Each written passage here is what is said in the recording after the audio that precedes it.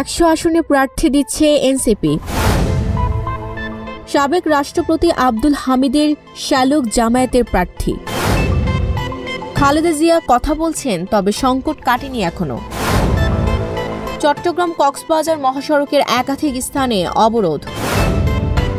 সন্দ্বীপ একসময় ছিল পর্তুগিজ এবং আরাকান জলদস্যুদের দুর্গ। ক্যালিফোর্নিয়ায় জন্মদিনের অনুষ্ঠানে গুলিতে নিহত 4, আহত 10। প্রথমবারের জন্য মসজিদে গেলেন পোপ লিও। হোয়াইট হাউসের চেয়ে 7 গুণ বড় সাংস্কৃতিক কেন্দ্র গড়েছে উজবেকিস্তান। পাকিস্তান, আফগানিস্তান, মিয়ানমারের দূতাবাস বন্ধ করেছে ফিনল্যান্ড। ভারতকে নিজেদের সুবিধামতো উইকেট তৈরির অভ্যাস ছাড়ার পরামর্শ দিল হারভজ সিং।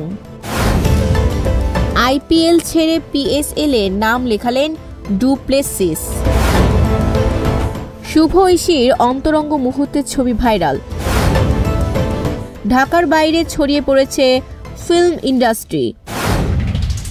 সাংবাদিক দম্পতির নিজ বাসায় খুন হবার ঘটনা নিয়ে ডিসেম্বরে মুক্তি পাবে অমীমাংসিত। সাফল্য আমাকে অবাক করেছে বললেন আমির খান। 10 বছর পর ফিরছে দীপিকা রণবীর জুটি।